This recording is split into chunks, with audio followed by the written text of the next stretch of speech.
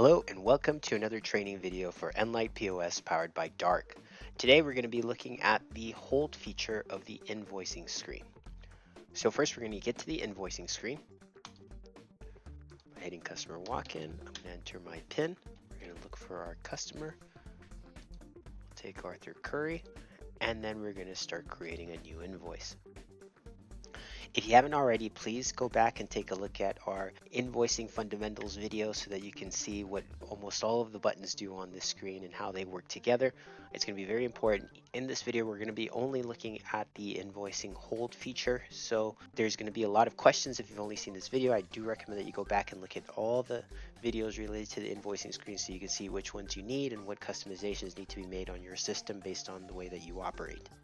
Okay, so I'm going to start by detailing some items here. We're just going to take some pants, we'll take a shirt, and we'll take a laundry shirt. So for the hold feature, the scenario is I'm working on detailing this invoice and maybe another customer comes in and they've got some items that they need to drop off. So I'm in the middle of this, but I also need to address the customer that's now in front of me. So to do so, I can stop at any moment. Whether this is complete or not, I can come over here and just press the hold button. That's going to take me back out. So I'm going to hit cancel here. We're going to deal with the new customer that just came in. So let's do customer walk-in.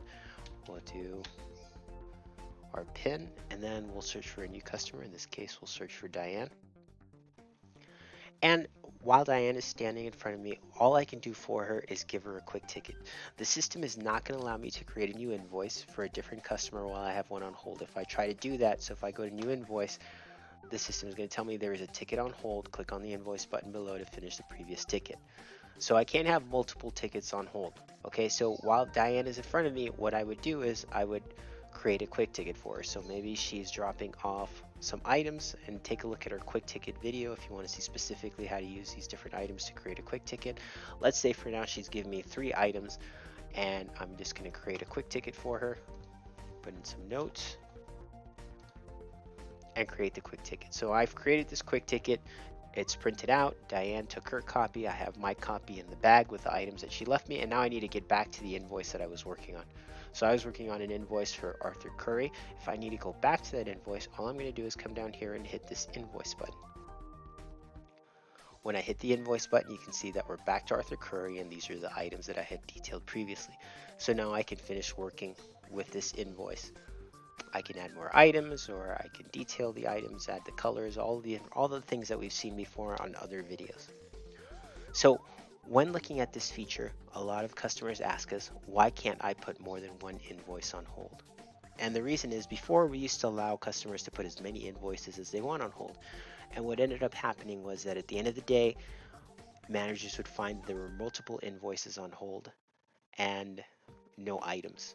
So they weren't sure if the employees had detailed the invoices properly or if there were mistakes. In the end, it just created more chaos, so we limited it to just one invoice on hold. So that's it for this video. This was a quick one using the hold feature on the invoicing screen. I hope that you learned something new and you enjoyed the video. From everyone here at Dark, thank you for your time and attention, and thank you for your business. We'll see you on the next video. Thank you very much.